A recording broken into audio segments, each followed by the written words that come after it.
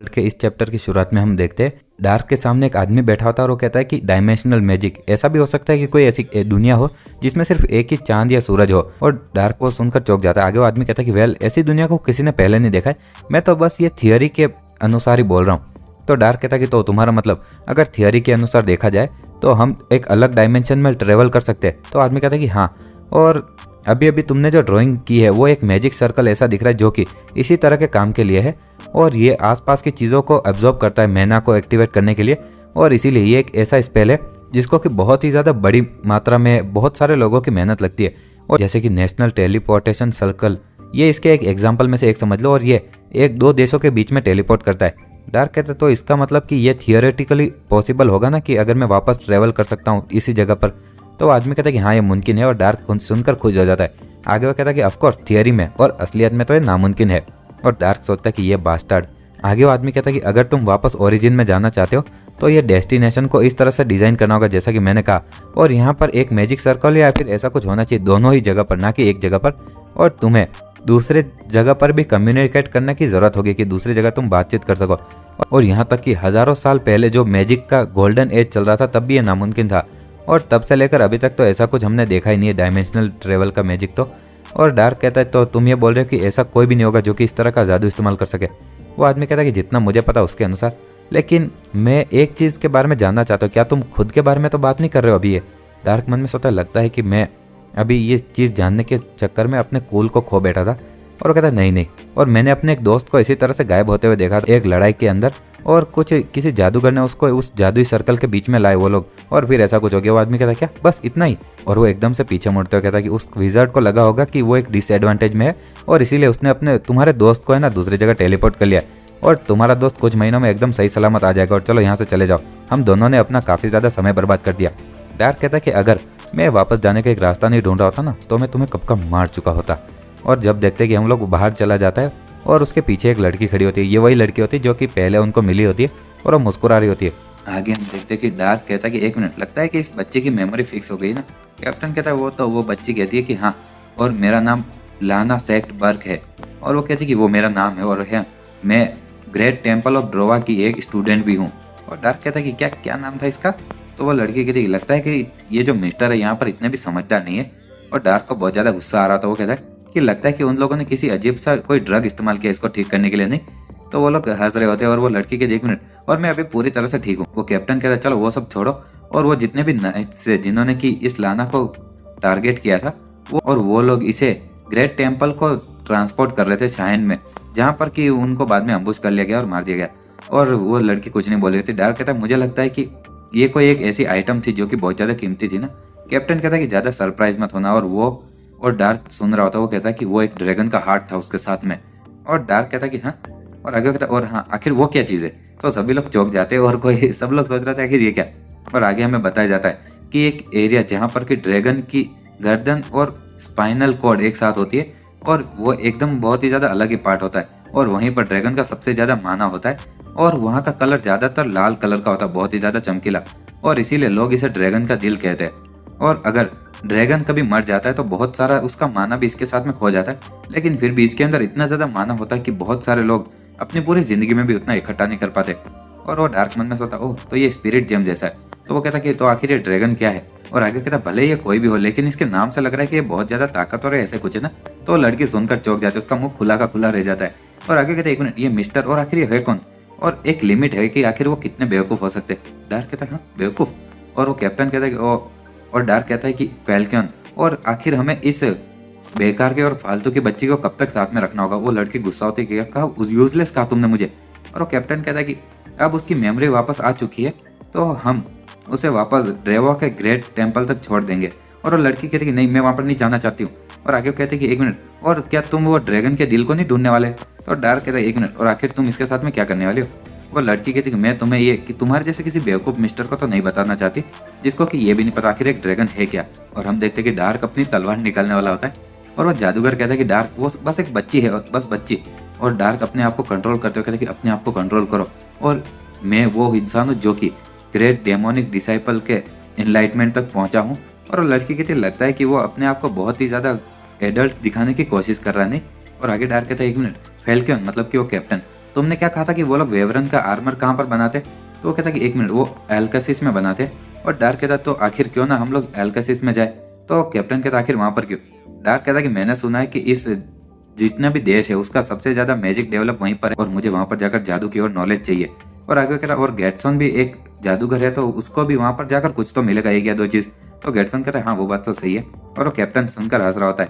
और आगे dark confuse होता है। कैप्टन कहता है कि डार्क मैं ये सोचना चाहता कि तुम हमारी पार्टी में रहोगे ना इस सफर तक तो। और डार्क कहता है कि हाँ अरे यार, और इधर उधर सोचने लगता है और वो मन में सोचता है कि एटलीस्ट ये लोग किसी तरह से तो काम के ही इस दुनिया में मेरे लिए। और आगे कहता है ठीक है चलो।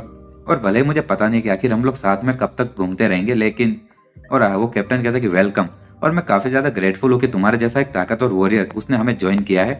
और हम देखते हैं कि दोनों हाथ मिलाते हैं। और वो लड़की कहती नहीं, और अभी समय नहीं हुआ इसका। और वो कहती कि अगर हम लोग अभी उस जादूगर का पीछा नहीं करेंगे तो हम लोग हमेशा के लिए उसे खो देंगे। और इसके बारे में सोचो, एक ड्रैगन का दिल, और इमेजिन करो तुम्हें इसके बदले में क्या इनाम मिल सकता है। और वो लोग कहते हैं ये कुछ ज्यादा ही है। और वो लड़की कहती हाँ। और वो कैप्टन कहता है कि इसका मतलब कि हम लोग और भी ज्यादा उस नाइट्स के जैसे दुश्मन को और ज्यादा मिलने वाले हैं अगर हम लोग ड्रैगन का दिल ढूंढने जाएंगे जिसको कि हमने पहले मारा था। और जब तक कि डार्क, जो कि हम सब में सबसे ज्यादा ताकतवर है, वो नहीं आना चाहेगा तो हम लोगों के लिए ये कुछ ज्यादा ही हो जाएगा। और आगे वो कहता कि एक लीडर होते हुए इस पार्टी का मैं अपने पार्टी मेंबर्स को खतरे में नहीं डाल सकता। वो लड़की कहती लेकिन आगे वो कहता प्लस तुम्हें इसके लिए रिस्पॉन्सिबल नहीं समझना चाहिए खुद को। और वो लड़की कहती हाँ। कैप्टन कहता है तुम्हारा रोल बस उस बॉक्स को पकड़ने का था जिसके अंदर ड्रैगन का दिल है, उसकी रक्षा करने का नहीं। और इसकी पूरी जवाबदारी उन लोगों के ऊपर है जिन्होंने कि तुम्हारे जैसे कि स्टूडेंट को इतनी ज्यादा खास कीमती चीज रखने के लिए कहा, तो इसलिए तुम बस सुरक्षित टेम्पल में वापस चली जाओ। और वो उदास होकर नीचे देखने लगती है। और हम देखते हैं कि डार्क कहीं पर बैठा बैठा ध्यान लगा रहा होता है और सामने वो गेटसन भी होता है। और हम देखते हैं कि गेटसन एक किताब पढ़ रहा होता है और तभी अचानक से उसकी तरफ कुछ आता है और वो कहता है एक मिनट आखिर ये कौन है। और तभी हम देखते हैं कि कोई इंसान बोलता है कि एक मिनट, क्या यही वो लोग है जिसके बारे में कि तुम बात कर रही थी लाना? लाना कहती कि हाँ यही वो लोग है। और हम देखते हैं कि गेटसन वो देखकर चौंक जाता है और उसके सामने एक नाइट होता है बहुत ही ज्यादा बड़ा सा। और वो कहता है एक मिनट आखिर ये कौन है? और वो नाइट कहता है कि क्या यही वो लोग थे जिसके बारे में तुम बता रही थी, पक्का ना? वो कहते कि हाँ पक्का। और गेटसन कहता है कि लाना। और हम देखते हैं कि वो आदमी कहता है कि मैं माफी चाहता हूँ, और क्या तुम्हारी पार्टी थी जिसने कि लाना को बचाया था? तो गेटसन कहता है कि वेल हाँ, ये पूरी तरह से इत्तेफाक था। और डार्क अभी भी वहाँ पर ध्यान लगाया जा रहा होता है। आगे हम कहीं और का सीन देखते हैं जहाँ पर कि उनका कैप्टन तलवार चलाकर ट्रेनिंग कर रहा होता है और कोई चिल्लाता है कि ओए फैल्कन। और हम देखते हैं वो कहता क्या हुआ? और गेटसन कहता है कि ये अर्जेंट है, जल्दी से ऊपर आ जाओ। और वो समझ नहीं पा रहा होता आखिर वो किसकी बात कर रहा होता है। और आगे वो नाइट कहता है कि हमारी मदद करो और मैं आपको काफी ज्यादा अच्छा इनाम दूंगा। और वो चुपचाप सुन रहा होता है। और वो कहता है कि मैंने ऑलरेडी इसके बारे में लाना को बता दिया है, लेकिन ये हमारे लिए कुछ ज्यादा ही है और इसमें खतरा भी बहुत ज्यादा है। और वो नाइट कहता है क्या ये सच में बहुत ज्यादा है? वो कहता है कि हाँ। वो नाइट कहता है कि मैं गेरार्ड सीडमन हूँ जो कि रॉयल गार्ड्स ऑफ टेरन का हूँ। और वो लोग चौंक जाते हैं और कहता है कि रॉयल गार्ड्स। और गेटसन कहता है एक मिनट, और आखिर सबसे ज्यादा ताकतवर ग्रेजुएट यहाँ पर क्या कर रहा है? और वो कहता है कि मैं एलेक्स सीडमन का बड़ा भाई हूँ और जो कि अभी उस बैटल में मर चुका है जहाँ पर कि तुमने लेना के बचाया था। और वो हमारा एक काफी ज्यादा स्किल्ड ग्रेजुएट था। और आगे लेकिन वो पूरी तरह से मारे जा चुके थे। और इतने ज्यादा खतरनाक दुश्मन को मारने के लिए कोई इतना ज्यादा ताकतवर इंसान ही होना चाहिए ना, जो कि एक ग्रेजुएट जितना ताकतवर हो। लेकिन तुम सभी लोग बस जिंदा ही नहीं बचे, तुमने सारे दुश्मनों को भी मार दिया उसी के साथ में, और दुश्मनों को भी मार दिया था। और कोई ऐसा इंसान जो कि ऐसे मैजिक से मरा है जिसके की टुकड़े टुकड़े हो चुके हो। और यहाँ पर ऐसे भी बॉडीज थी जिनको कि आर्मर के साथ में पूरी तरह से एकदम क्लीन काट दिया गया हो। और ये मेरा अंदाजा है कि तुम्हारी पार्टी वो पूरी तरह से उन नाइट से आराम से लड़ सकती थी और बिना कुछ किसी तकलीफ के। और हम देखते कि डार्क अपनी आंखें खुलता है। आगे वो नाइट कहता कैसा रहेगा कि अगर मैं सीडमन और मैं मेरे साथ में जो दोस्त है हम दोनों साथ में आए, और भले ही उसकी उम्र कम हो लेकिन वो बहुत ही ज्यादा फैंटास्टिक नाइट है। तो वो कैप्टन कहता है कि ग्रेजुएट के बीच में भी आप बेस्ट ऑफ द बेस्ट हो और सच में आपके साथ में मुमकिन है, लेकिन अगर इस देश ने इसके अंदर आने का निर्णय कर ही लिया तो आखिर आप लोग हमसे ये सब क्यों पूछ रहे हो? तो नाइट कहता है कि ये केस बहुत ज्यादा टॉप सीक्रेट है और मैं इसे हमारे साथ वाले नाइट्स को नहीं बता सकता, और हमारे दुश्मनों को भी ये सब नहीं पता चल जाएगा कि अगर मैं सभी लोगों को साथ में ना बुला लूं। और ये और भी ज्यादा प्रॉब्लमेटिक है अगर कोरिन, जिसके पास कि वो ड्रैगन का दिल है, उसको ये पता चल जाएगा। और मेरा फेस इस पूरे एरिया में सभी लोग जानते हैं, और इसीलिए मुझे उम्मीद है कि तुम इस बार लीड ले सको और मेरे जितने भी सिपाही उनको गार्ड कर सको। तो कैप्टन कहता है एक मिनट, और ये कोई ऐसी चीज नहीं जो मैं अकेला कर सकूं, और मुझे ये मेरे बाकी सारे पार्टी मेंबर्स के साथ में डिस्कस करना होगा और तब तक के लिए आपको रुकना होगा। और नाइट कहता है कि ठीक है, तो मैं कल इसी समय पर वापस आऊंगा। और वो कैप्टन कहता नहीं, और अगर हो सके तो आप यहीं पर आराम कर दीजिए और हम लोग शाम तक सब कुछ डिसाइड कर लेंगे और यहाँ से जाने के बारे में भी सोच लेंगे।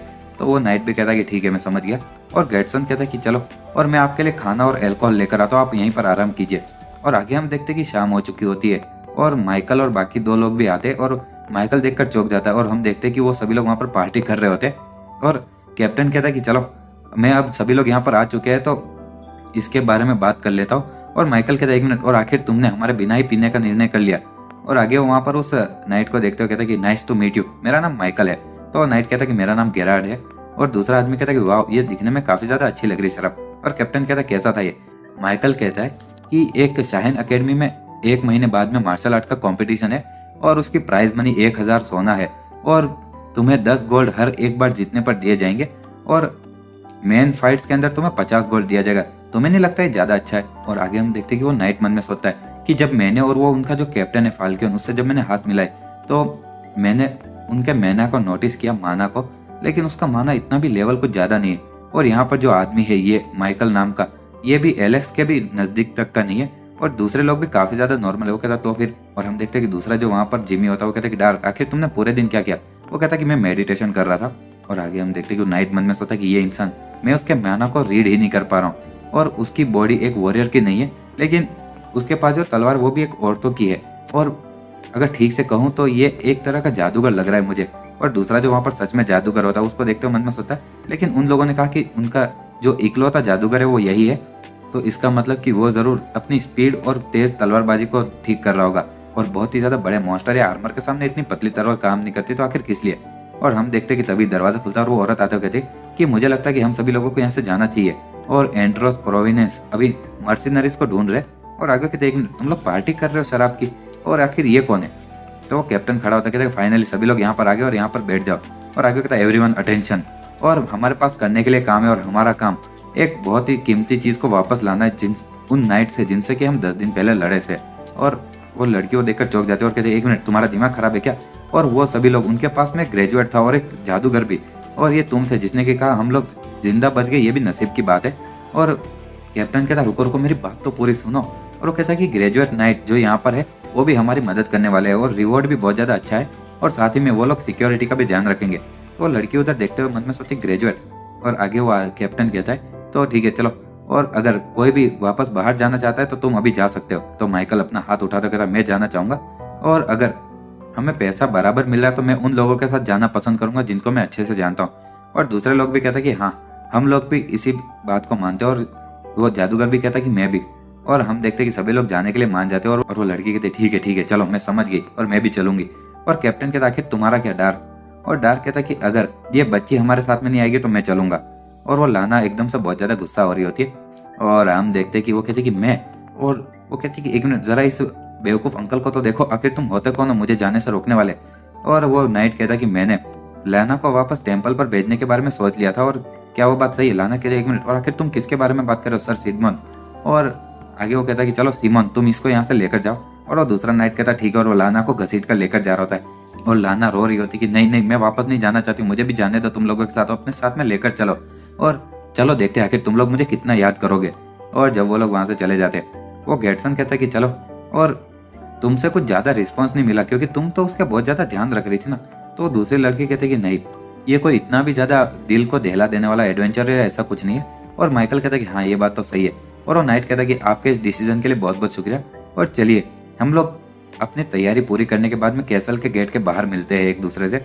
और आगे हम उस कैसल के गेट के वहाँ का सीन देखते हैं जहाँ पर कि सभी लोग आ रहे होते और डार्क और वो कैप्टन देखकर सामने देखते और हम देखते कुछ नाइट्स होते और वो कैप्टन कहता वो यहाँ पर आ गए।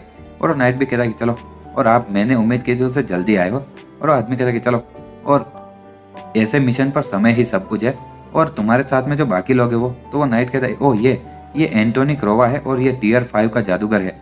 और हम देखते हैं कि वो जादूगर अपना मास्क हटाते हुए कहता है कि मेरा नाम एंटोनी क्रोवा है और आपसे मिलकर अच्छा लगा। और आगे वो कहता है कि और मेरे साथ में जो दूसरा इंसान है वो रोनी केंटारो है और वो शाहिरात का एक प्रीस्ट है, मतलब कि पादरी। और वो कहता है 1 मिनट शाहिरात, और ये तो आर्गोन के अंदर का इकलौता वो मंदिर नहीं है। तो वो आदमी कहता है कि इसका मतलब ये नहीं कि हम लोग मर्सिनरीज के साथ में दूसरे देशों में नहीं जा सकते। और हाँ बहुत सारे देश ऐसे भी होते हैं जहाँ पर कि अलग अलग भगवानों को पूजा जाता है और इसीलिए हमारा चर्च हर जगह पर नहीं है। और हम देखते हैं कि वो नाइट कहता है चलो, और हम लोग चलते चलते बात करते और इसी के साथ रात हो रही होती है और सभी लोग वहाँ पर घोड़े पर जा रहे होते। और जिमी कहता है कि मैंने यहाँ पर किसी शाहिराट नाम के भगवान के बारे में आज तक नहीं सुना।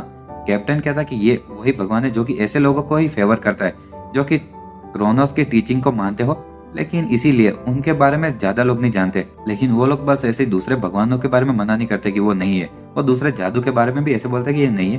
और जब आर्गोन ने ऐसा डिक्लेयर किया था कि ये क्रोनोस की टीचिंग उनके पूरे देश का एक धर्म बनेगा, तो जादूगर और यहाँ तक कि स्पिरिट शामान उन सभी लोगों को भी यहाँ से निकाल दिया गया था या मार दिया गया था। और जिमी कहता ये तो काफी ज्यादा डरावना धर्म है यार। कैप्टन कहता और इसीलिए बहुत सारे जादूगर अपने दूसरे देशों से अलग रखते और इसको खतरा समझते हैं, और उनके देश के अंदर ये क्रोनोस के जितने भी ये धर्म है इनको आने से रोकते हैं, और इसीलिए बहुत सारे लोगों को इसके बारे में पता ही नहीं है। और जिमी कहता है 1 मिनट, और वो जादू को भी मना करते कि है ही नहीं जादू, तो आखिर वो लोग माना को कैसे मना कर सकते, ये एग्जिस्टेंस जिसको कि ऑलरेडी प्रूव कर दिया गया है। तो वो कैप्टन कहता है कि वो लोग ऐसा कहते हैं कि माना एक इस प्रकृति की ताकत है और शाहिराट है जिसके ऊपर कि इसका पूरा कब्जा होना चाहिए, और ये उनके भगवान के लिए एक इंसल्ट की बात है कि इंसान उनके माना का इस्तेमाल करे। और आगे वो कहता है कि वेल, और हम लोग इसको ठीक से अभी तक समझ नहीं पाए, तो आखिर मैं क्या ही बताऊँ तुम्हें इसके बारे में। तो दूसरा आदमी कहता है और इन नाइट्स का क्या, नाइट्स भी तो माना का इस्तेमाल करते हैं। कैप्टन कहता है हाँ तुम सही बोल रहे हो। और तभी उनको आवाज़ आती है कि नाइट्स, उनको शाहिराट से एक पूरा हक मिला हुआ है इसको इस्तेमाल करने का। और हम देखते हैं कि कैप्टन जब पीछे देखता है वो पादरी कहता है कि जैसा आपको ऑलरेडी पता होगा कि हर एक नाइट महीना इस्तेमाल नहीं कर सकता जो कि ग्रेजुएट बनता है, और बिना टैलेंट के ये बहुत ही ज़्यादा मुश्किल चीज़ है किसी के भी लिए। और इसीलिए ये टैलेंट को भी एक तरह का हक कहा जा सकता है कि वो लोग एक तरफ से वो माना का इस्तेमाल करें। और वो लड़की पीछे से सुन रही होती है और कहती है कि लेकिन ये तो बस थियरी है ना जो कि तुम्हारे धर्म ने बनाई है, और तुम लोग दूसरे लोगों के लिए प्रॉब्लम्स नहीं बना रहे हो बाकी सबकी बातों को मना कर कर। तो हम देखते हैं कि एक और आदमी कहता है कि नहीं, और हम लोग ऐसे लोगों से बिल्कुल भी जेलिस नहीं जो कि अपने यकीन को फॉलो करते हैं, और इसीलिए हम लोग आसपास के लोगों को जो करना करने देते हैं। और आगे वो कहता है कि लोग समझदार बाद में ही होते हैं, और इसीलिए मैं सभी लोगों के यकीन पर पूरा भरोसा रखता हूँ बस, और हम किसी पर जबरदस्ती नहीं करते। और वो सभी लोग सुनकर चौंक जाते हैं कि क्या बकवास है। और लड़की भी मन में सोचती है कि मैं सच में वापस कुछ बोलना चाहती हूँ लेकिन मैं कुछ सोच ही नहीं पा रही हूँ। हम देखते हैं कि डार्क कहता है कि तो अचानक से अवेकनिंग होना और अचानक से कल्टिवेशन, वाह कितनी ज़्यादा अमेजिंग चीज़ है। तो वो जो चर्च वाला वो प्रीस्ट होता है वो कहता है 1 मिनट अभी तुमने क्या कहा, अचानक से क्या। तो हमारा वो डार्क वापस कहता है कि सडन अवेकनिंग और सडन कल्टिवेशन, और वो पल जब तुम अचानक से ज्ञानी बन जाओ और तुम्हें और भी ज़्यादा आगे कुछ ज्ञान की ज़रूरत ना पड़े। तो प्रीस्ट कहता कि ओह ऐसे भी कोई कहावत थी क्या। और हमारा डार्क भी कोई कहावत बोल रहा था जो कि बताने में टाइम जाएगा। और वो कहता कि मैं तो बस वही चीज़ बोल रहा था जो कि उल्टा भी हो सकता था वगैरह वगैरह। और मैं इनकी बातों को थोड़ा बहुत मतलब स्किप करूँगा क्योंकि जल्दी जल्दी में, ताकि वो तुम भी बोर ना हो। तो प्रीस्ट कहता है तुम्हारी जो बात है वो भी हमारे क्रोनोस की सिखावट जैसी है। तो वो डार्क को थोड़ी बात चुभती है और सभी लोग उसको देखते रह जाते हैं। और डार्क कहता है शायद मैंने कुछ ज़्यादा ही बोल दिया। और पीछे वाला कैप्टन कहता है कि तुम काफ़ी ज़्यादा मिस्टीरियस हो यार हमेशा जितने, और तुम्हें कोई भी कॉमन सेंस वाली चीज़ें नहीं पता, लेकिन तुम्हें चीज़ें कुछ ऐसी पता है जो कि कॉमन सेंस नहीं है लेकिन बहुत ही ज़्यादा कॉमन हो, और ऐसे तुम जानते हो। और डार्क कहता है शायद ऐसा इसलिए क्योंकि, लेकिन क्या इससे कोई प्रॉब्लम हो सकती है क्या। तो वो कैप्टन कहता है मैं ऐसा तो नहीं बोलूँगा कि ये कुछ प्रॉब्लमेटिक हो, लेकिन तुम हम सबसे ज़्यादा स्किलफुल हो, और ये चांस भी हो सकता है कि तुम हमसे कुछ ज़्यादा अलग चीज़ें जानते हो क्योंकि तुम्हारा देखने का नज़रिया अलग है। तो माइकल कहता है कि प्रीस्ट, और अभी अभी वो डार्क ने जो चीज़ें कही उसके अनुसार तो क्या हम लोग ऐसी चीज़ों के अगर सबसे ज़्यादा ज्ञानी बनने के लिए हमें कितना ज्ञानी बनना होगा। तो वो प्रीस्ट कहता है ओह कितना ज्ञानी, और तुम्हें इतना तो पता ही होगा कि होली स्पेल्स वो भगवान के जो नौकर होते हैं वही कास्ट कर सकते हैं, और उनके मास्टर के लिए उनके दिल में कितनी ज़्यादा वो मतलब विश्वास वगैरह होता है। तो माइकल कहता है हाँ मुझे वो तो पता है, लेकिन ईमानदारी से मुझे ये सब यकीन के बारे में कुछ समझ ही नहीं आता है जो कि उन लोगों को भगवान की ताकत को इस्तेमाल करने दे। तो प्रीस्ट कहता है कि तुम ज़रूर सही होगे, लेकिन एक लोगों का यकीन और तुम्हारे दिमाग के लॉजिक वगैरह और अलग अलग चीज़ों से होता है, और कोई भी इंसान हमारे शहरट की वो होलीनेस तब तक नहीं पहुंच सकता जब तक कि उसका यकीन एकदम पवित्र ना हो। और वो माइकल कहता है कि लॉजिक और इमोशन बहुत ज़्यादा मुश्किल चीज़ें बोल रहे हो यार। तो वो प्रीस्ट कह रहा बहुत मुश्किल, तो क्या हमें स्क्रिप्ट स्टडी को ऐसे छोड़ देना चाहिए, और चलो अगर तुम मेरे साथ में किताब पढ़ोगे तो तुम भी और ज्ञानी बन सकते हो। माइकल कहता नहीं नहीं। और आगे वो प्रीस्ट कहता है कि हमारे असली जो होली स्पेल्स है उनको एक असली भगवान का यकीन करने वाला ही कास्ट कर सकता है, और हमारे नाइट्स वो भी इस रूल से बिल्कुल भी अलग नहीं है। और ऐसे नाइट्स जो कि बहुत ही ज़्यादा ज्ञानी बन चुके होते हैं इसके साथ में, उनको हम होली नाइट्स बुलाते हैं। और हम देखते हैं कि दूसरा वो आदमी कहता है कि वाह होली नाइट्स, और ऐसा नाइट जो कि होली स्पेल भी इस्तेमाल कर सके, वो तो काफ़ी ज़्यादा औसम होगा ना। दूसरा आदमी कहता है तो कैसा रहेगा कि हम लोग कन्वर्ट हो जाए।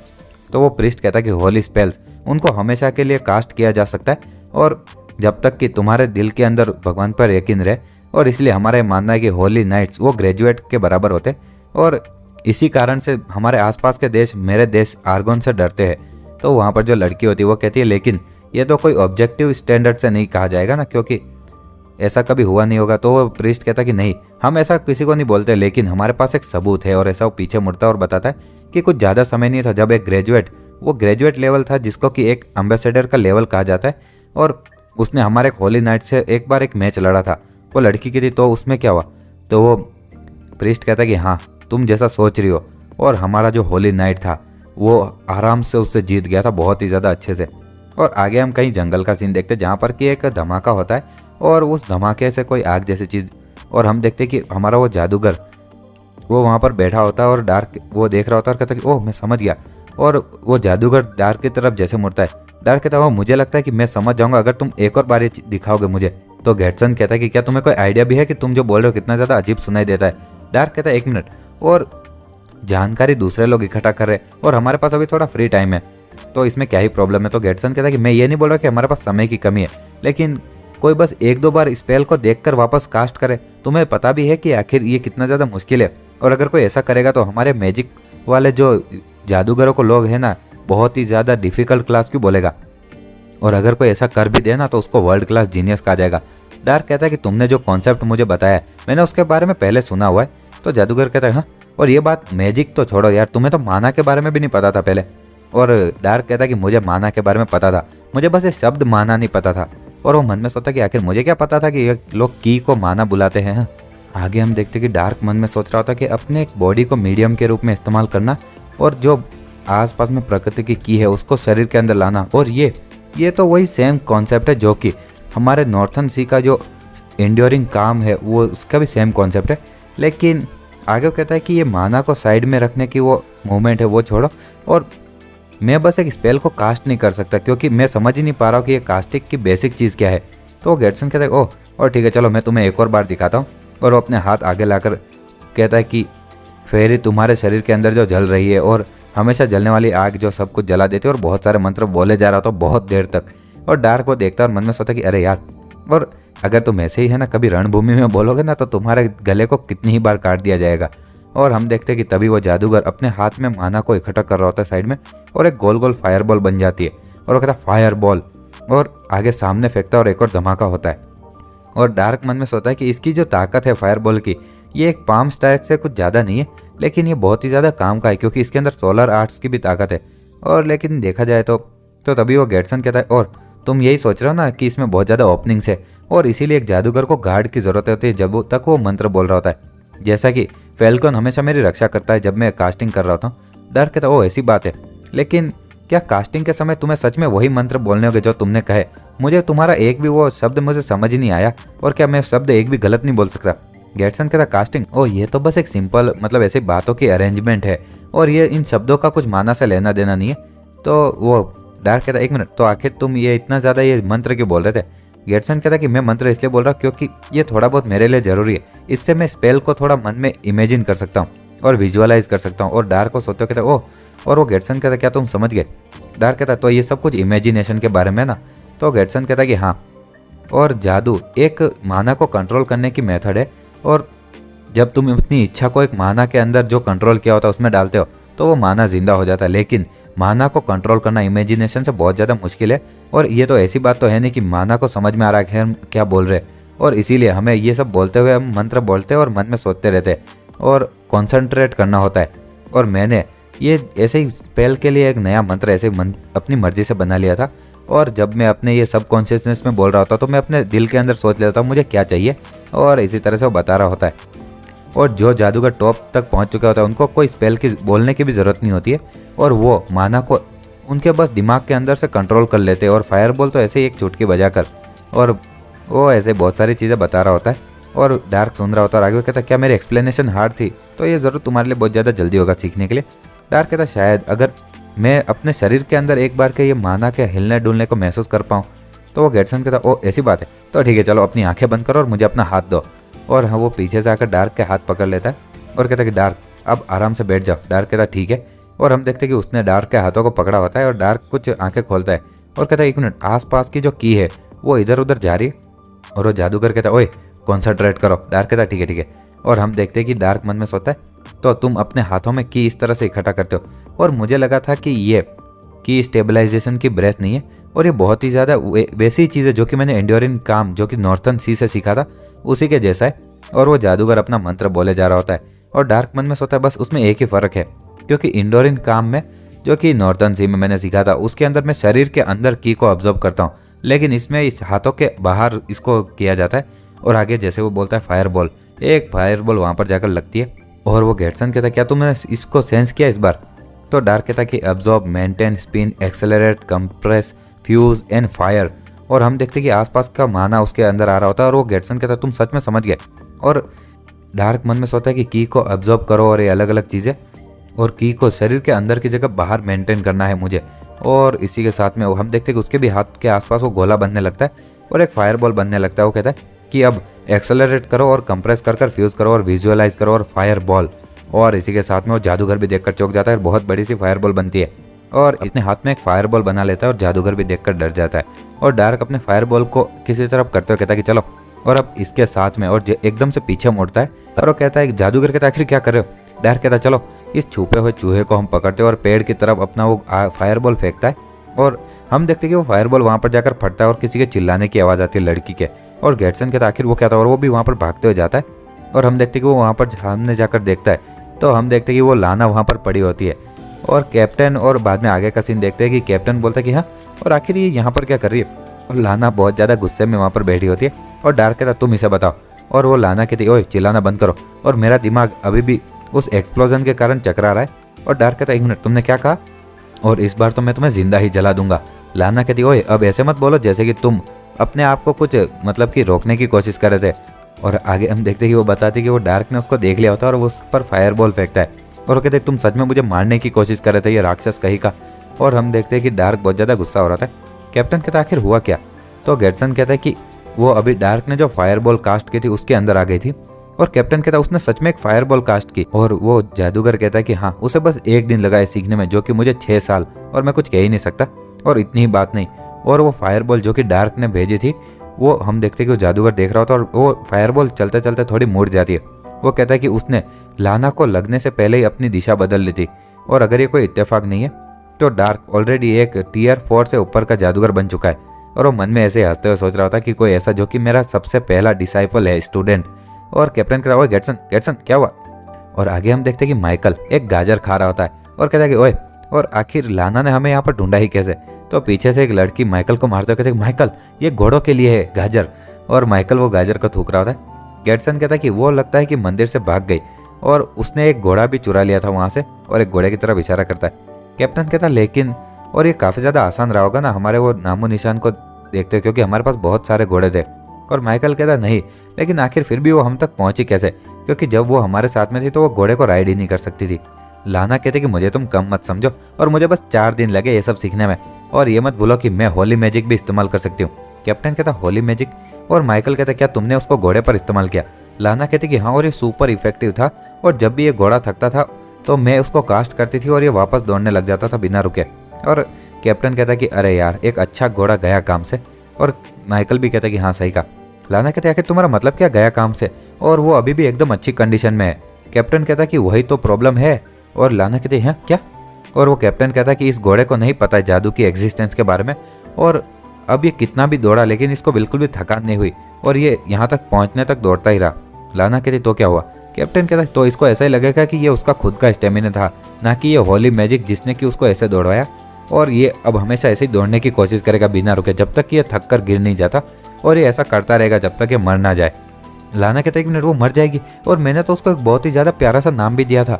और माइकल कहता कि वेल, कभी कभी घोड़ों को ये समझ में आ जाता है कि वो जो भाग रहे थे वो जादू के कारण हुआ, वो खुद से नहीं, लेकिन ज़्यादातर केसेस में वो भागते रहते हैं। और इसीलिए तुम्हें क्या लगता है कि आखिर घोड़ों के बीच में इतनी ज़्यादा ब्रीडिंग करके घोड़ों की क्वालिटी क्यों बढ़ाई जाती है, और इसीलिए होली मैजिक को घोड़ों पर इस्तेमाल नहीं किया जाता है? तो लाना रोते हुए जा रहे होते हुए कहती कि आखिर मैं क्या करूँ लूसिया?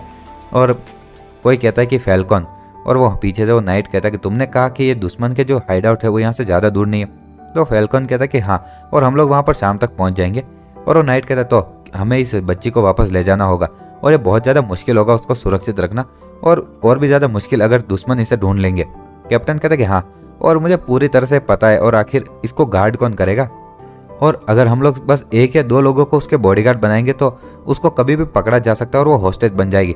और इसका मतलब ये नहीं कि हम लोगों के पास कोई ऐसे पर्सनल भी है जो कि इधर उधर जा सकते हैं। और हम देखते हैं कि वो लाना वहाँ पर जाकर उस घोड़े को सॉरी बोल रही होती है, और वो नाइट कहता है लेकिन हम लोग उसको ऐसे साथ में नहीं रख सकते। कैप्टन कहता चलो अभी के लिए उसको हमारे साथ में रखते हैं, और जब हमें कोई बॉर्डर के आसपास कोई सिक्योरिटी वाला मिल जाएगा जिस पर हम भरोसा कर सके तो उसे भेज देंगे उसके साथ में। और अगर हम उसको ऐसे ही किसी के साथ में भेजेंगे तो वो वापस भाग कर आ जाएगी, और तब तक के लिए। और आगे हम देखते हैं कि डार्क कहता क्या, और तुम चाहते हो कि मैं इस बेवकूफ़ और किसी काम की नहीं बच्ची को गार्ड करूं। और वो कैप्टन कहता है हम इसके बारे में कुछ नहीं कर सकते, और तुम ही अकेले हो जो कि खुद को और इस लड़की को सेम समय पर सुरक्षित रख सकते हो। और डार्क कहता कि नहीं, मैं मना करता हूँ, और ये फालतू का सामान कहीं का और बोझ है ये। और लाना कहती मैं कोई बोझ नहीं हूँ। और डार्क कहता है ओए जब बड़े लोग बात कर रहे हो बीच में नहीं बोले, तुम बिना मैनर वाली बास्टार्ड लड़की और बिना तमीज़ वाली। वो लड़की की थी, तुम तमीज़ की बात करते हो, और आखिर तुम्हारे जैसे गांव के बच्चे को तमीज़ की क्या ही पता होगी और अलग अलग चीज़ें, और तुमने कभी सीखा भी है। और हम देखते हैं कि गेटसन देखता है तो डार्क अपना माना ला रहा होता है और मन में सोचता है कि एब्जॉर्ब मेंटेन, और वो फायरबॉल की कोशिश कर रहा होता है। और वो गेटसन कहता है कि डार्क रुक जाओ, और उसके मुंह पर हाथ रखते हुए कहता है कि इसे रोको, और वो डार्क बोल रहा था फायरबॉल, और एकदम से रुक जाता है। माइकल कहता है शांत हो जाओ यार, और तुम्हें इस छोटी सी बच्ची के कारण गुस्सा नहीं होना चाहिए। और लड़की कहती तुम्हें क्या लगता है छोटी बच्ची कौन है, मैं एक लेडी हूँ। तो आगे हम देखते हैं कि वो जादूगर बोलता है कितनी ज़्यादा अजीब बात है, मुझे यहाँ पर कोई माना सेंस नहीं हो रहा है। और दूसरा वो गेटसन भी कहता है लगता है कि वो लोग यहाँ से चले भी गए। और वो नाइट कहता है कि अरे यार हम लोग वापस स्क्वायर 1 तक पहुँच गए, हमें कुछ भी नहीं पता चला। आगे हम देखते हैं कि जो दूसरा जादूगर होता है वो कहता है रुको, और ये बेसमेंट के अंदर स्टोरेज में कोई स्पेस है, और ये कुछ ज़्यादा बड़ी भी नहीं है लेकिन स्टोरेज जैसी लग रही है। नाइट कहता है ओए, और क्या ये हो सकता है कि वो लोग वहाँ पर छुप रहे। वो कहता है नहीं ऐसा लग तो नहीं रहा क्योंकि पूरी तरह से खाली है। और गेटसन भी कहता है हम गारंटी देते हैं वहाँ पर कोई नहीं है। दूसरा जादूगर कहता है कि हाँ, लेकिन उस बेसमेंट के अंदर जो स्पेस है वो बहुत ज़्यादा ऐसे बड़ी है गुफा की तरह, और ये कहीं और ज़्यादा कनेक्ट भी होती होगी। और वो नाइट बाहर उस घर को देखते हुए कहते चलो जाकर इन्वेस्टिगेट करते हैं। और आगे हम देखते हैं कि वो लोग उस घर के अंदर जाते हैं, और वो कहता है कि ये तो बस एक छोड़ा हुआ घर है, और चलो सीधे बेसमेंट में ही चलते हैं। और हम देखते हैं कि बेसमेंट में उनके सामने एक दरवाज़ा होता है, और हमारा जो कैप्टन होता है वो जाकर उस दरवाजे के ऊपर पहले धक्का देता है और फिर खींचने लगता है, लेकिन वो पूरी ताकत भी लगा देता है और कहता है ये खुल नहीं रहा, और मुझे नहीं लगता है कि इसको लॉक किया गया है। और माइकल कहता है चलो मुझे ट्राई करने दो, और उसको जादूगर कहता है रुको, और क्या मैं इसे एक बार देख सकता हूँ। आगे हम देखते हैं कि वो जादूगर उसे देख रहा होता है और कहता है ओ मैं समझ गया, तो ये जगह वो है। तो माइकल कहता क्या है, तो वो जादूगर कहता है कि इस दरवाजे के ऊपर एक जादू का मंत्र लगा दिया गया है, और बिना पासवर्ड के ये नहीं खुलेगा, और अगर हमें पासवर्ड नहीं पता है तो हमारे पास और कोई रास्ता नहीं, हमें इस ताकत से ही इस दरवाजे को तोड़ना होगा। माइकल कहता चलो तो मैं करता हूँ। तो वो जादूगर कहता नहीं, और हमें इस दरवाजे के ऊपर उस माना के अमाउंट से ज़्यादा माना से हमला करना होगा जिसने कि इस दरवाजे को लॉक किया है, और ये तुम्हारे लिए नामुमकिन है। और माइकल वो सुनकर चौंक जाता है, और तभी वो कहते हैं कि सर सिडमन। और वो सिडमन कहता है ठीक है चलो सभी लोग साइड हो जाओ।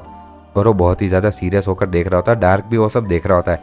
और हम देखते हैं कि उसकी तलवार के ऊपर खतरनाक सा वो ऑरा आने लगता है, एक तरह का की।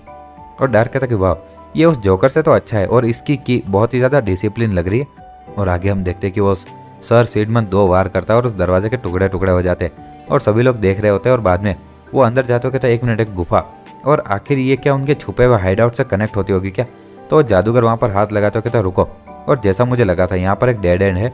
और वो कहता है कि मिस्टर एंटोनी क्या ये, तो वो एंटोनी भी कहता है कि हाँ, और ये जगह पक्का वही हो सकती है। और वो नाइट कहता है आखिर तुम्हारा मतलब क्या है वो।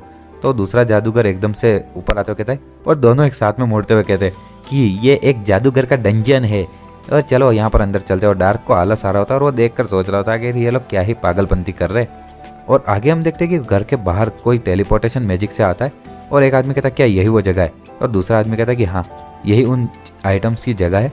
और दूसरा एक और आदमी कहता है कि हाँ यस मास्टर, और मैंने इस जगह को अपने हाइड आउट के लिए इस्तेमाल किया था पहले के समय, और मैं यहाँ पर वापस आने वाला था क्योंकि मिशन हमारे प्रायोरिटी है। और हम देखते हैं कि ये वही डार्क मैजिशियन और पहले वाला जादूगर होता है जिसने कि हमला किया होता है।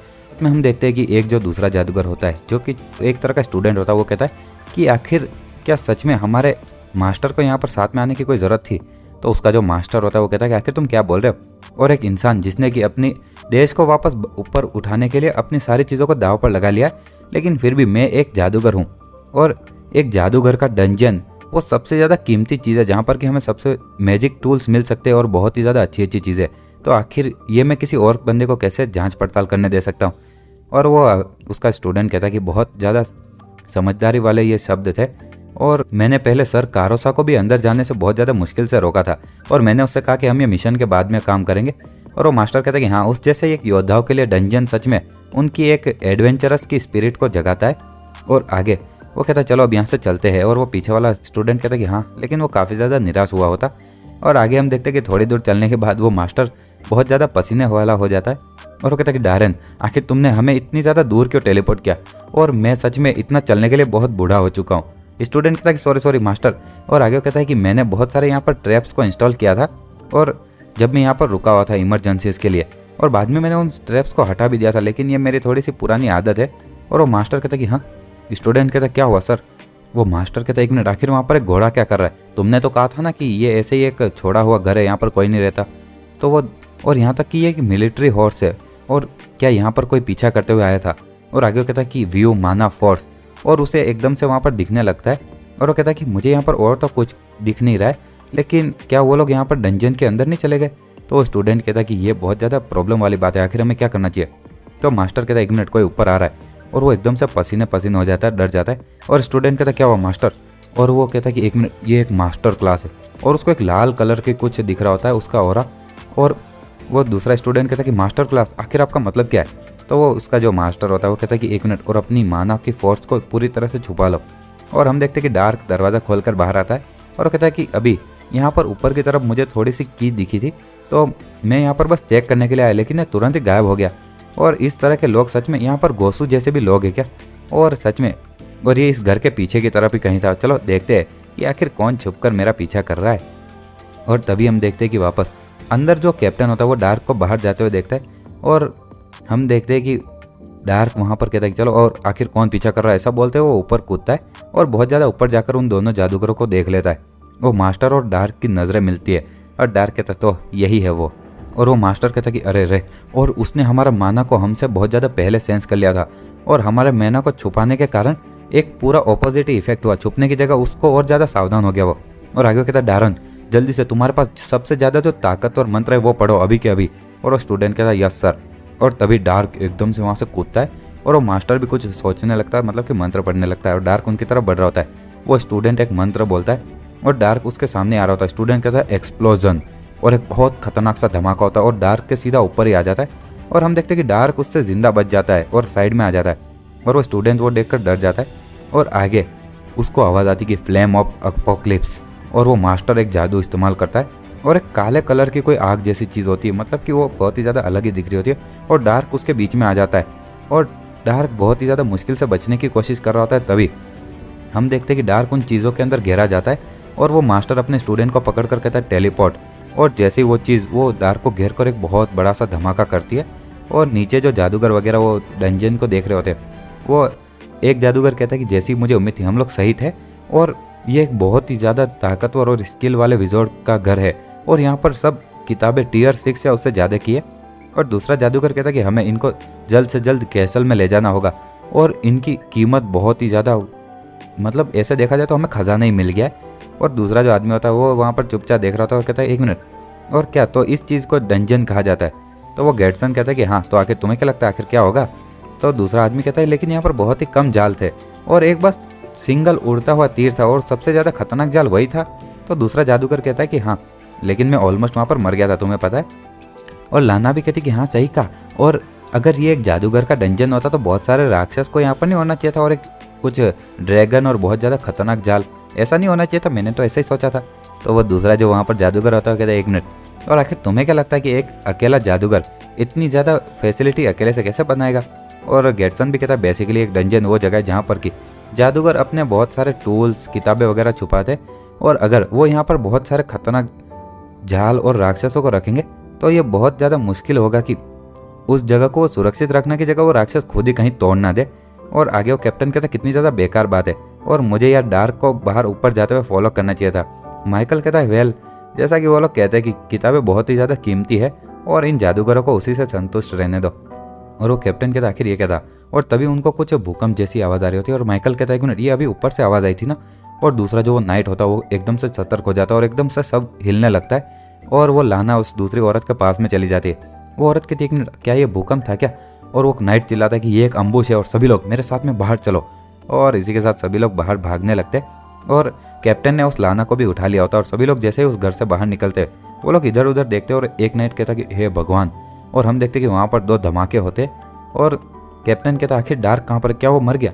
और तभी गेटसन कहता कि व्यू माना और वो दूसरा नाइट उसको रोकते हुए कहता कि उसकी कोई ज़रूरत नहीं है। और वो जादूगर कहता आखिर क्यों, सॉरी। तो वो नाइट कहता कि मुझे यहाँ पर किसी भी बाहर वाले का मानना सेंस नहीं हो रहा है और मेरा मानना ये है कि वो लोग सीधा यहाँ पर अम्बुश के बाद में भाग गए। और वो नाइट कहता कि फैल्कन आखिर तुम कहाँ जा रहे हो। और कैप्टन वहाँ पर उस गड्ढे की तरफ भागता है और वो देखकर थोड़ा डर जाता है। और हम देखते हैं कि वहाँ पर डार्क पड़ा होता है और उसके कपड़े भी फट चुके होते हैं। वो कहता है कि अरे नहीं डार्क। और आगे हमें बताया जाता है कि काराटूस एम्पायर, और इस एम्पायर के अंदर कहीं पर एक मैजिक सर्कल होता है और उसके अंदर वो दोनों जादूगर आते हैं। और वो स्टूडेंट कहता है कि मास्टर ये वही था। वो मास्टर कहता है कि हाँ। तो वो जादूगर कहता है कि ये वही वॉरियर है जिसने कि सर कारसोसा को मारा था। और वो दूसरा मास्टर कहता है क्या। और आगे वो कहता है कि हाँ, और यहाँ पर जो घोड़े वगैरह है वो उसकी पार्टी के होंगे और बाकी सभी लोग ज़रूर उस डंजन के बेसमेंट के अंदर होंगे। और मास्टर आपको क्या लगता है क्या वो मर गया। और मास्टर के जादू के साथ में यहाँ तक कि एक मास्टर क्लास का, और हाँ मास्टर क्लास मतलब कि जो ग्रेजुएट से भी ऊपर की क्लास होती है। और इसको मैं मास्टर क्यों बुला रहा क्योंकि ये उसका टीचर है इसलिए। और वो दूसरा बंदा भी इसको मास्टर बुला रहा है और मुझे इसका नाम नहीं पता। तो वो जो मास्टर बंदा होता है, टीचर बोलेंगे चलो, जो उसका टीचर होता है वो कहता है कि फ्लेम ऑफ अपोक्लिप्स ये एक डायरेक्ट हिट था और एक मास्टर क्लास भी उसके लिए भी बहुत ज़्यादा मुश्किल होता जिंदा रहना। और लेकिन हम लोग ये पक्का नहीं कह सकते जब तक कि हम उसकी लाश को अपनी खुद की आंखों से ना देख ले। तो उसका स्टूडेंट कहता है तो ये सब कुछ ऐसे फालतू में था, तो यहाँ पर कोई जादूगर होगा ना जो कि एक रिमेम्बरेंस ऑफ अर्थ मतलब कि धरती की याददाश्त वाला जादू इस्तेमाल कर कर हमें वापस ट्रैक डाउन कर ले। तो टीचर कहता है कि नहीं ये यहाँ पर नहीं होने वाला। और डेरन तुम्हारी पहचान यहाँ तक कि दूसरी जितने भी देश है वहाँ पर कहीं पर नहीं पता है और मेरी आइडेंटिटी पब्लिक है, लेकिन मैं ये काला ये रोब पहन कर आया था और यहाँ तक कि अंधेरा भी था। तो वो लोग हमारे उधर फोटो को देखकर तो ट्रैक नहीं कर सकते, लेकिन वो कुछ मंत्र बोलकर ट्रैक डाउन कर सकते वापस पीछे आने का। लेकिन फ्लेम्स ऑफ अपोक्लिप्स वो एक काला जादू है और वो उस जादू के ट्रेस को मुझ पर वापस कभी मतलब कि ट्रैक कर ही नहीं पाएंगे। और वो उसका स्टूडेंट कहता है तो क्या आप पक्का बोल सकते हो कि हमें वापस वो ट्रैक नहीं करे, इसकी चिंता नहीं करनी चाहिए।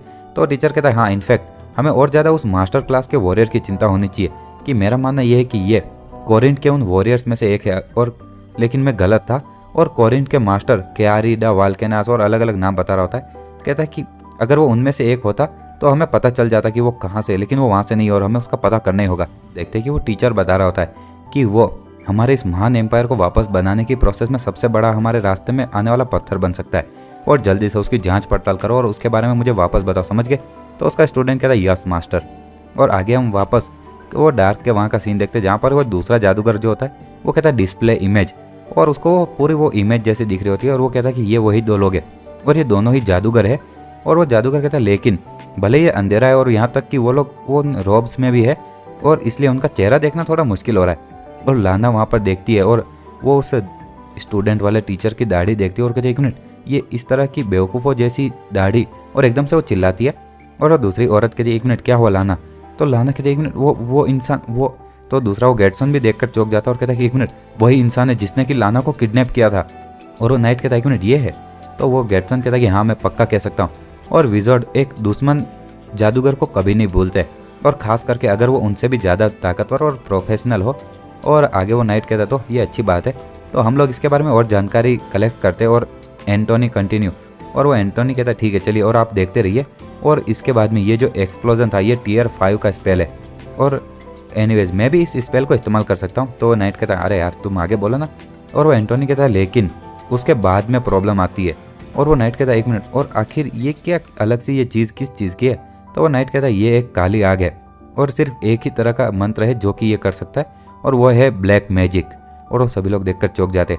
आगे वो कहता है कि ब्लैक मैजिक एक ऐसी ताकत है जो कि तुम राक्षसी देवताओं से लेते हो उनके साथ एक कॉन्ट्रैक्ट करके, लेकिन अगर कोई इसको इस्तेमाल कर सकता है तो वो एक बहुत ही ज़्यादा महान जादूगर होगा जिसने कि टियर 6 या उससे ऊपर के जादू को मास्टर किया होगा। और ऐसा कोई इंसान बहुत सारे दूसरे रॉयल कोर्ट के भी जितने जादूगर हैं उनमें भी सबसे ज़्यादा बड़ा जादूगर कहा जाएगा। और वो नाइट कहता कि हे भगवान। और आगे वो जादूगर कहता है कि असल में यहाँ पर एक और चीज़ है जो मैं समझ नहीं पा रहा हूँ। और दूसरे लोग कहते हैं आखिर वो क्या चीज़ है। और हम देखते कि डार्क उसकी आंखें खुलती है और सभी लोग कहते हैं ओह डार्क तुम जाग गए। और सभी उसके पास में होते। डार्क उठते हुए कहता है कि ओह ठीक है तुम जा सकते हो, यहाँ पर देखने के लिए कुछ नहीं है। कैप्टन कहता है कि ओह लगता है कि वो पूरा ठीक है। और माइकल भी कहता है कि चलो ये तो प्रीस्ट रोनी के कारण हुआ और उसने पूरी अपनी जान लगा दी तुम्हें ठीक करने में, अपनी हीलिंग एनर्जी इस्तेमाल कर कर। रोनी कहते कि मैं नहीं था जिसने तुम्हें हील किया, ये तो हमारे शाहिराट की मर्जी थी जिसने कि आपको हील किया। और नाइट कहता कि डार्क क्या तुम हमें बता सकते हो क्या हुआ?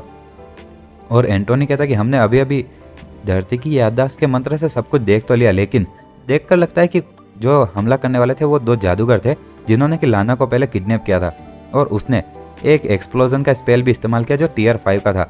लेकिन उसके बाद में जो अगला जो मंत्र पड़ा था उसने वो और भी ज़्यादा ताकतवर था, और मैं ये समझ रहा हूँ कि वो एक काले जादू का काम है।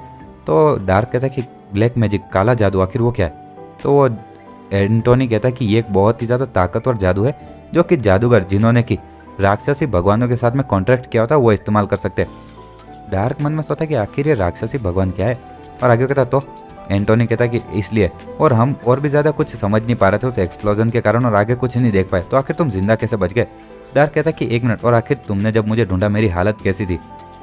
वो कहता है कि तुम्हारी हालत बहुत ज़्यादा ख़राब थी और हमारे साथ अगर प्रीस्ट रोनी नहीं होते तो तुम मर चुके होते। और रोनी कहता कि ये सब शाहिराट ने किया था और वो सो चुका होता है। और डार्क चुपचाप सोच रहा होता है और मन में सोचता है कि हाँ, और मैंने भी इस तरह की मार्शल टेक्निक की ताकत, इतनी ज़्यादा वाली ताकत वाली कभी नहीं देखी। और मैंने डिवाइन आयरन की इस्तेमाल की और यहाँ तक कि शेकल ऑफ अनमूविंग साथ में इस्तेमाल की, लेकिन मैं सह नहीं पाया। और मैं जो कि एक अनमास्क्ड डीमन के स्टेट तक जा चुका हूँ, और मैं इतनी ज़्यादा मेरी हालत ख़राब हो गई और इतनी चोट लग गई कि मैं लगभग मर सकता था। और एकदम से वो बहुत ज़्यादा गुस्सा हो रहा था सोचकर। और एंटोनी कहता है और डार्क क्या हुआ?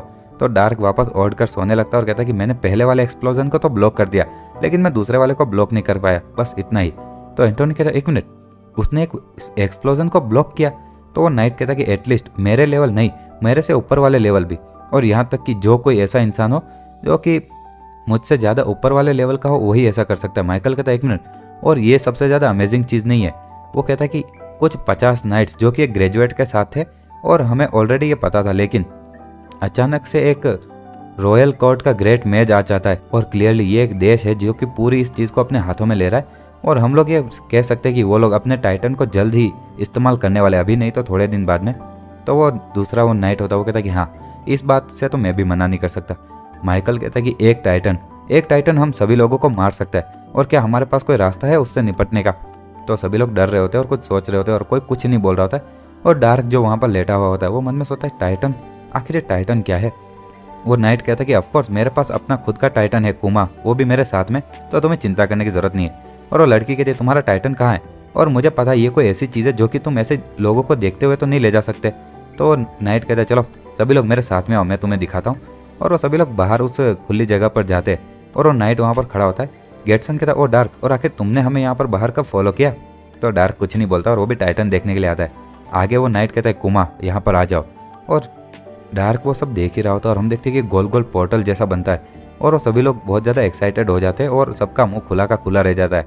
और हम देखते हैं कि उस पोर्टल में से बहुत बड़े बड़े पैर और आने लगते हैं और डार्क भी वो देख रहा होता है। और एक बहुत बड़ा सा, मतलब कि एक रोबोट या फिर आर्मर, तुम रोबोट ही समझ लो, बड़ा सा, जिसको कि अंदर से बैठकर कंट्रोल किया जा सकता है, वो वहाँ पर आता है। और लाना कहती है वाह, ये पहली बार मैंने जब इसको अपनी आंखों से देखा और कितना ज़्यादा बड़ा है। और डार्क भी वो देखकर चौंक जाता है। और कैप्टन कहता है कि ये तुमने पहली बार देखा नहीं, और ये इस दुनिया की सबसे ज़्यादा ताकतवर जादुई मिलिट्री चीज़ों में से एक है, एक टाइटन। और डार्क कहता है कि मिलिट्री, और क्या ये चीज़ हिलती है? तो वो कैप्टन कहता है कि ये चीज़ इंसानों से भी ज़्यादा तेज़ी से हिलती है। और डार्क कहता है कि हाँ, और वो नाइट कहता है कि हाँ। और चलो क्या आप सभी लोग ठीक शांत हो गए ना? और मुझे पता है कि ये बहुत ज़्यादा लेट हो चुका है, लेकिन मैं चाहता हूँ कि अभी हम लोगों को यहाँ से जाना चाहिए। कैप्टन कहता है चलो, और लगता है कि हमें इस यहाँ पर रहकर कोई ज़्यादा जानकारी नहीं मिलने वाली है, तो चलिए हम लोग अभी ग्लेशिया की तरफ जाते हैं। और आगे हम देखते हैं कि रात हो चुकी होती है और 2 चांद वहाँ पर चमक रहे होते हैं। और गेटसन वहाँ पर घोड़े पर सो रहा होता है और उसको आवाज़ आती है गेटसन। वो कहता है कि हाँ डार्क, तुमने मुझे बुलाया, और सॉरी मैं कुछ ज़्यादा ही सोच रहा था। और डार्क कहता है कि आखिर ये टाइटन वाली चीज़ हिलती कैसे? जादू से। गेटसन कहता है ओह, तो तुम इसके बारे में जानना चाहते हो? और हाँ, ये एक गोलम है जिसके अंदर के जादू का इस्तेमाल होता है। डार्क कहता है कि गोलम, और आगे वो कहता है कि हाँ, ये एक ऐसा जादू है जो कि लकड़ी, पत्थर, स्टील और ऐसे कॉमन मटेरियल्स को एक इंसानों जैसी शेप देता है, और स्टोन या फिर पत्थर ये इंसानों की तरह हिलते हैं।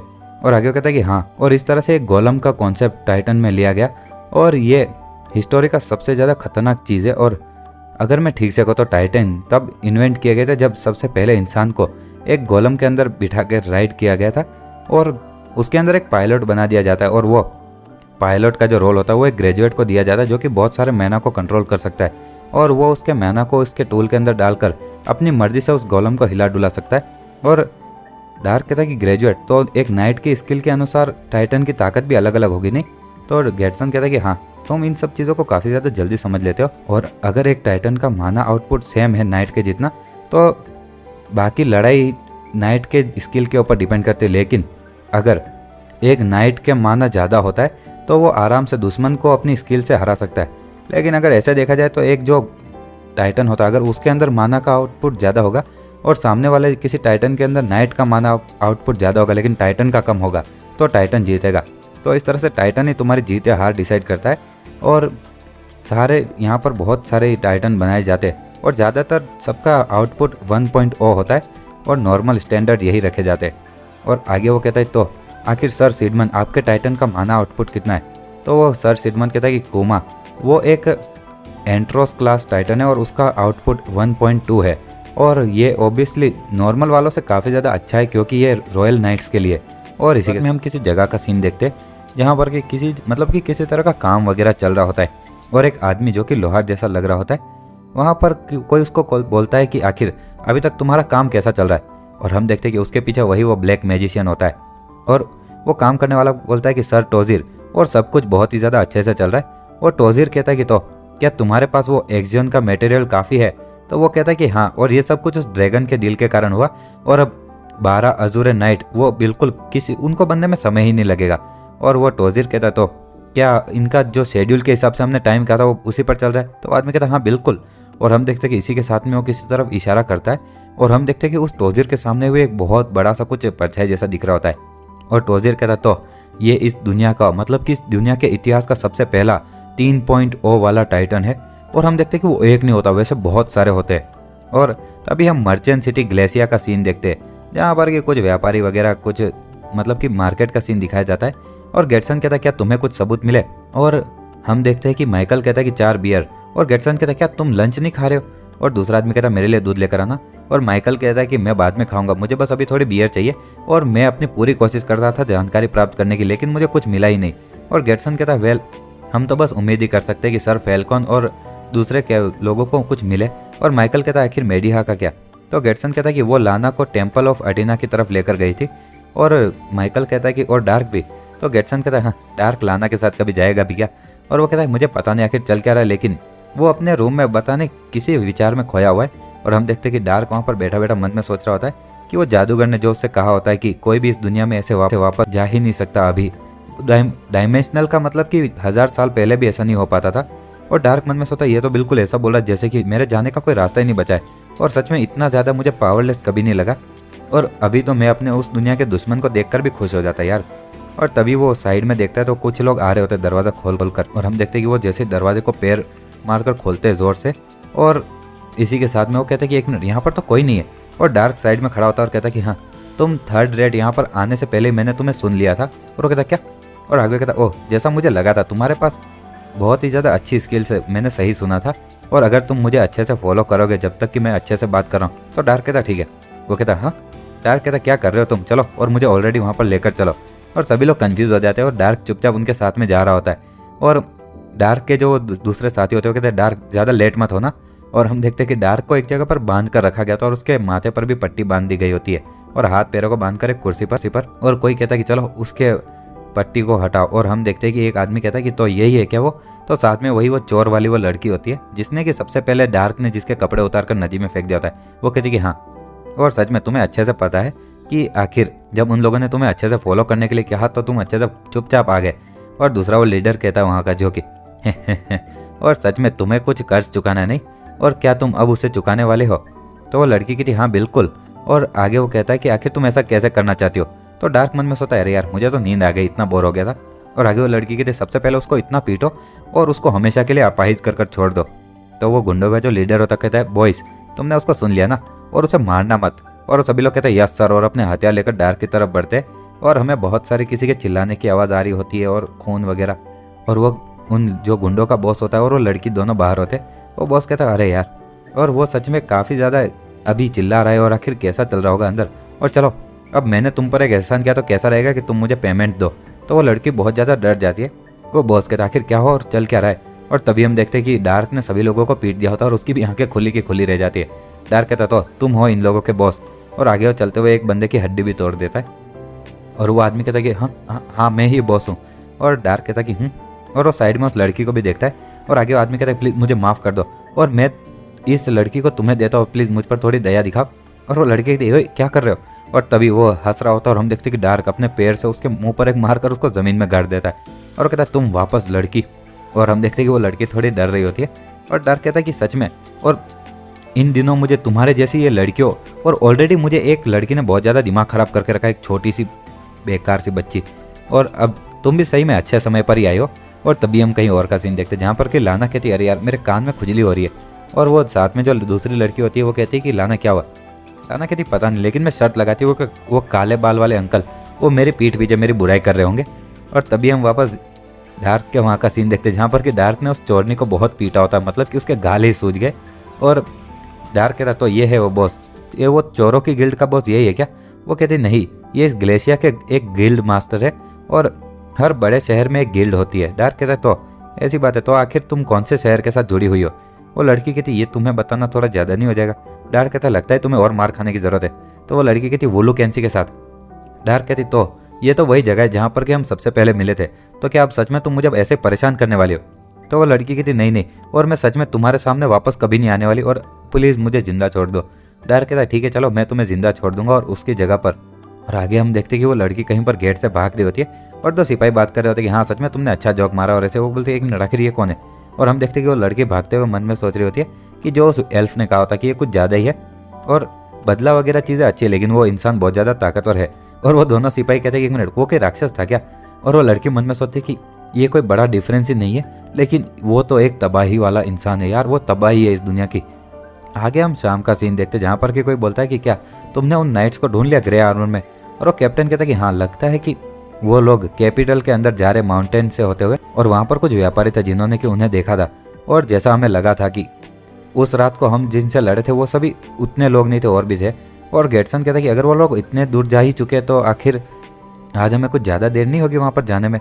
तो वो सर सेडमन कहता है कि प्लीज़ आज के लिए हम आराम कर सकते हैं और कल हमें हो सके उतनी ज़्यादा दूर तक जाना होगा। और कैप्टन भी कहता है हाँ लेकिन, और क्या सच में डार्क के साथ कुछ हुआ क्या। और ये पहली बार है जब मैंने उसको ऐसा देखा है, और आखिर उसको वो अजीब सी टॉपी कहाँ से मिल गई। और वो दूसरा आदमी कहता है मुझे भी नहीं पता यार। और गेटसन कहता है वो कुछ काले कपड़ों वाले लोगों के साथ में बाहर गया था, और जब वो वापस आया तो वो अकेला यहाँ से बैठकर पी रहा था और खुद ही हंसे जा रहा था अकेला अकेला। और माइकल कहता है कि लगता है कि उसने अपने गुस्से को उन बंदों पर उतारा है। और कैप्टन कहता है हाँ, और डार्क शराब पिए जा रहा होता है। आगे वो कैप्टन कहता है मुझे पता नहीं आखिर वो कौन है, लेकिन मुझे उम्मीद है कि तुम लोग सही हो। और आगे हम काराटूस के कैसल का सीन देखते हैं जहाँ पर कि कोई कहता है क्या वो जिंदा है। और हम देखते हैं कि वो जो एक डार्क मैजिशियन का स्टूडेंट होता है वो कहता है कि हाँ, और वो पूरी तरह से ठीक ठाक है। और वो डार्क मैजिशियन कहता है कि तो जैसी हमें उम्मीद थी, लेकिन आखिर वो कितना ज़्यादा इनक्रेडिबल हो सकता है कि इतनी खतरनाक आग में भी वो जिंदा बच गया। और तुम्हारी जानकारी के अनुसार क्या चल रहा है। तो हम देखते हैं कि वो आदमी डिस्प्ले इमेज नाम का एक स्पेल लगाता है और वो कहता है कि ये वो वॉरियर है जो कि काले कपड़ों में है, और ये ज़रूर उस पार्टी का लीडर होगा, और उसके पास जो माना है वो क्लियरली एक मास्टर लेवल का है। और वो टोजिर कहता है कि मास्टर वो इनक्रेडिबल, और आखिर इसके बारे में और कोई जानकारी। तो वो कहता है वो तो हमें इसके बारे में कहीं पर कुछ भी पता नहीं चला, यहाँ तक कि कोरिंथ या फिर ट्रोविया में भी नहीं। और जितने भी मास्टर को रजिस्टर किया गया है ऐसा कोई इंसान उनमें है ही नहीं।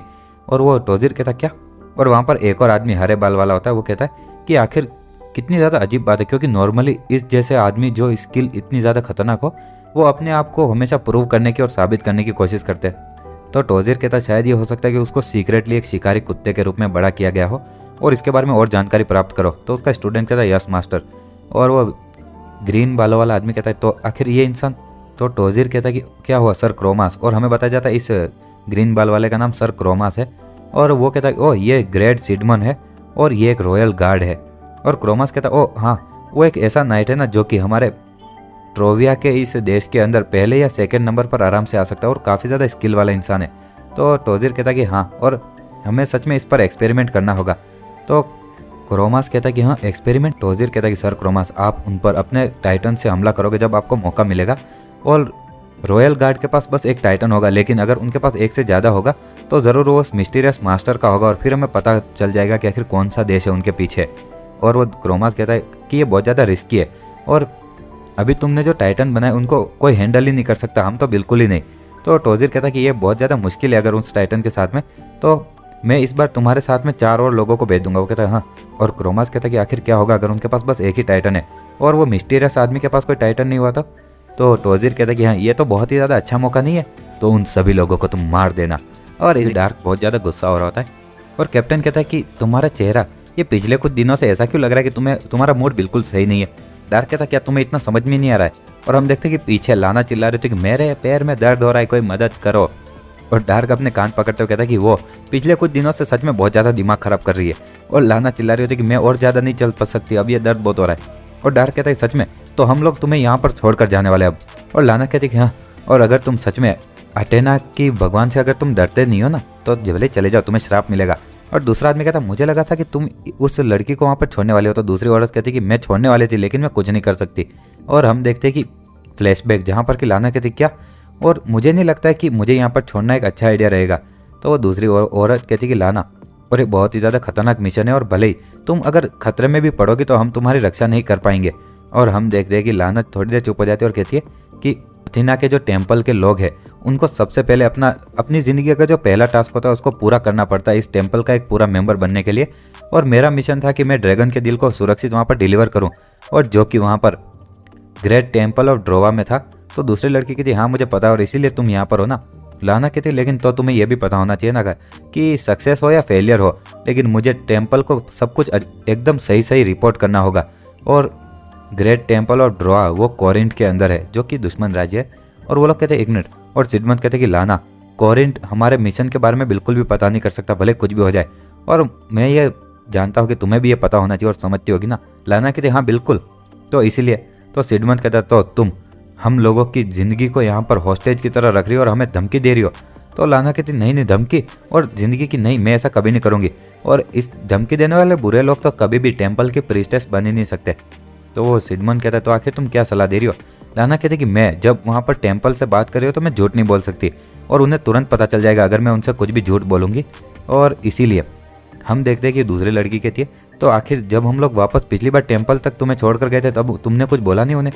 तो लाना कहती हाँ, क्योंकि तब मैं अगर उन्हें बोलती तो मेरे मिशन का फेल होने का मुझे रिपोर्ट करना पड़ता, और मेरे पास जिंदा रहने का कोई मकसद नहीं और मेरा इरादा भी नहीं अगर मैं अपना पहला ही टास्क पूरा ना कर पाऊँ। और आगे कहती जब तक कि मैं यहाँ पर साथ में हूँ और मैं इस पार्टी में हूँ तो मेरा टास्क अभी तक खत्म नहीं हुआ, और इसीलिए मुझे उनको कांटेक्ट करने की कोई ज़रूरत नहीं है। और इतना ही नहीं, मेरा मानना ये है कि ड्रैगन के हार्ट को सिक्योर करना वो भी मेरे टास्क का एक पार्ट है, और सच में मैं अपनी ज़िंदगी को खतरे में डाल दूंगी बस इसके लिए। और हम देखते कि अब वो वापस चिल्ला रही होती है अभी का सीन, और वह दूसरी औरत कहती कि ऐसा तो उसने कहा था ना। तो दूसरा आदमी कहता सच में उसने वो उस खतरे को नहीं सोचा होगा ना चलने के, और सच में हमें उसके दर्द को सहना पड़ रहा है। तो दूसरी लड़की कहती अभी हम इसको टेम्पल पर भी नहीं छोड़ सकते, और यार मैं कुछ नहीं बोल सकती। और हम देखते कि डार्क और वो दोनों एक दूसरे को गालियाँ दिए जा रहे होते, और सिडमंड कहते कि अरे यार मैं सच में भगवान से प्रार्थना करता हूँ कि इस मिशन में मेरी थोड़ी मदद कर दो यार इन दोनों से। और हम देखते कि डार्क और वो दोनों अभी भी लड़ाई किए जा रहे होते, और आगे हम कहीं और का सीन देखते हैं। ऊंचाई पर वो क्रोमास खड़ा होता है और कोई एक आदमी आते हुए कहता है कि सर हमने वहाँ पर सर क्रोमास से कनेक्ट कर लिया। और हम देखते हैं कि ये टोजिर होता है और कहते हैं कि सर क्रोमास, और हमें ट्रोविया से एक नई जानकारी मिली है, और हमें जो मैसेज पता चला जो कि सर सिडमंड ने राजा को भेजा है ट्रोविया के, वहाँ पर जो लोग थे उसके साथ में वो एक एडवेंचर पार्टी के और मर्सिनरीज है, जादूगर और नाइट्स वगैरह। और दूसरा आदमी कहता तो वो मास्टर, तो वो टोजिर कहता कि हाँ वो भी एक बस शिकारी है जो कि कहीं पर वो जंगली इलाके से आए गाँव वाले, और इसलिए हमें पता नहीं कि ये सच है कि नहीं, लेकिन कोरिंथ के पास कोई कारण नहीं है वहाँ पर एक मास्टर छोड़ने का। और मेरा मानना ये है कि हम लोग ये कह सकते हैं कि वो कोरिंथ का कोई शिकारी कुत्ता नहीं है। और क्रोमास कहता है कि क्या ये हो सकता है कि वो करुमा से हो बाई चांस। तो टोजिर कहता नामुमकिन, उसकी दूरी बहुत ज़्यादा बड़ी है। और क्रोमास कहता तो हम ये कह सकते हैं कि उसके पास कोई टाइटन नहीं है उसके साथ में। और हम वापस डार्क के वहाँ का सीन देखते हैं जहाँ पर कि वो सभी लोग एक जगह पर बैठे होते, और लाना एक जगह पर ज़मीन पर गिरते हुए कहते कि क्या मैं ऐसे ही सो नहीं सकती।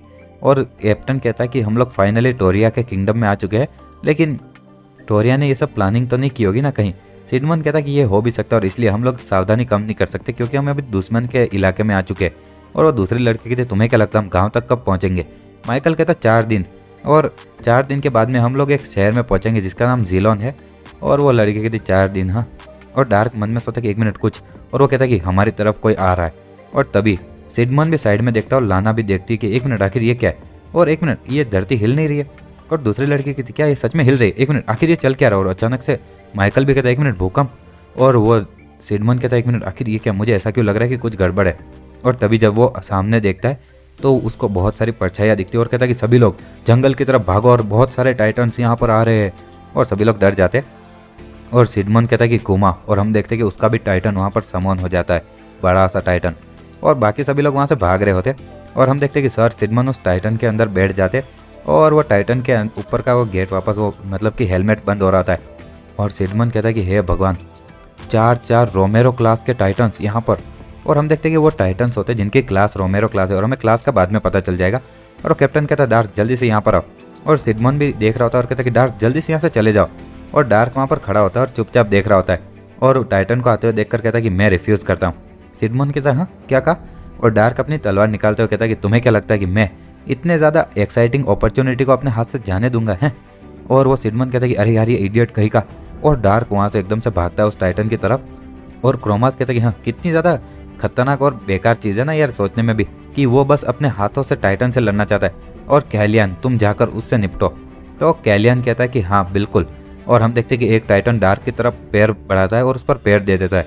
तभी हम देखते हैं कि जब वो पैर साइड में लेता है तो नीचे कुछ नहीं होता है और डार्क उसके सिर के ऊपर होता है और कहता है कि इंटरेस्टिंग, लेकिन ये 1000 फोल्ड की डिसेंडिंग टेक्निक से कमज़ोर है। और आगे कहता है चलो अब देखते हैं कि आखिर ये कैसा रहेगा। और ऐसा बोलकर वो अपनी तलवार से एक स्लैश मारता है और वो स्लैश जाकर उस टाइटन के ऊपर लगता है। और सिडमन कहता है एक मिनट ये तो माना ब्लास्ट है। और डार्क कहता है कि वाह ये काफ़ी ज़्यादा मतलब कि ताकतवर चीज़ लग रही है, इसको कुछ ज़्यादा फर्क नहीं पड़ा। और हम देखते हैं कि वो टाइटन ने अपनी शील्ड को सामने ला लिया होता है। और सर सिडमन कहता है कि एक मिनट ये तो एक मास्टर है। और क्रोमास भी कहता है कि तुम्हें हमसे अपनी नज़रों को नहीं हटाना चाहिए। और पीछे से एक टाइटन है ना कुमा पर हमला करता है और ये सिडमन का जो टाइटन कुमा होता है वो भी अपने आप को डिफेंड करने की कोशिश करता है। और तभी बहुत सारे वो 3 और टाइटन होते हैं जो कि उसकी तरफ बढ़ रहे होते हैं और सिडमन एक से अपनी शील्ड से डिफेंड करता है और पीछे हटता है। और एक जो वो क्रोमास होता है वो कहता है कि तुम बेवकूफ़ हो कहीं को। और हम देखते हैं कि वो सभी लोग उस सिडमन की तरफ बढ़ते हैं और सिडमन अपनी शील्ड को सामने लाता है और एक एक टाइटन अपनी शील्ड से शील्ड टकराते हैं। और अभी क्रोमास वर्सेस सिडमन चल रहा है और हम देखते हैं कि क्रोमास धीरे धीरे पीछे हटने लगता है और सिडमन मन में सोचता है कि हाँ बेकार चीज़ ये कि उसका टाइटन कुमा वो एक एंट्रोस क्लास का है और उसके पास 1.2 का आउटपुट है, जो कि मेरे रोमेरो क्लास जिसका कि 1.0 आउटपुट है उससे ज़्यादा ही ताकतवर है। और वो कहता है कि चलो लेकिन हम अपने नंबर से उसको मार सकते हैं। और तभी एक और टाइटन आकर सिडमन पर हमला करता है लेकिन सिडमन अपनी तलवार से रोकता है और वो कहता है कि अरे यार। और तभी पीछे से जो तीसरा वाला होता है वो उसकी तरफ बढ़ता है और सिडमन कहता है कि अरे यार मेरे पास बस 2 ही हाथ है, मैं 3 लोगों से कैसे लड़ूं। और पीछे से उस पर एक हमला होता है और हम देखते हैं कि वो कैलियन नाम का जो आदमी जो अभी डार्क से लड़ रहा होता है टाइटन के अंदर, वो कहता है कि आखिर ये सब चल क्या रहा है यार, और मैं अपनी शील्ड को 1 इंच भी यहाँ से हिला नहीं पा रहा हूँ। और उसका दिल बहुत ज़्यादा तेज़ी से धकधका रहा होता है और वो कहता है कि आखिर ये किस तरह का राक्षस है जिससे कि मैं लड़ रहा हूँ। और हम देखते हैं कि डार्क अपनी तलवार के स्लैश मारे जा रहा होता है और वो बस अपनी शील्ड से डिफेंड किया जा रहा होता है टाइटन के अंदर। और उसके टाइटन से आवाज़ आती है कि दुश्मन के अटैक ने ऑलरेडी हमारी शील्ड को 15% डैमेज कर दिया है और अभी लड़ने की जगह सिर्फ डिफेंड करेंगे तो ये हमारे लिए ज़्यादा खतरनाक हो जाएगा। और वो कहता है कि हाँ मुझे पता है। और आगे जब वो साइड में देखता है तो एक धमाका होता है उसके शोल्डर के वहाँ पर और वो जादूगर होता है। तो वो कैलियन कहता है कि तुम्हें पता नहीं क्या, Tier 5 से नीचे का जादू टाइटन के ऊपर बिल्कुल काम नहीं करेगा। और वो जादूगर कहता है तुम्हें क्या लगता है मुझे नहीं पता होगा। और हम देखते हैं कि टाइटन कहता है खतरा। और वो कैलियन जैसे ही देखता है वो कहता है 1 मिनट तो ये मेरा ध्यान भटका रहा था और आखिर वो कहाँ गया। और डार्क ऊपर से एक हमला करता है और वो भी अपनी शील्ड सामने लाता है। और इसी के साथ हमारा ये चैप्टर भी यहीं खत्म होता है। अगर आपको वीडियो पसंद आती है तो लाइक शेयर एंड सब्सक्राइब कर देना। मैं डेली ऐसी वीडियोस लाता रहता हूँ।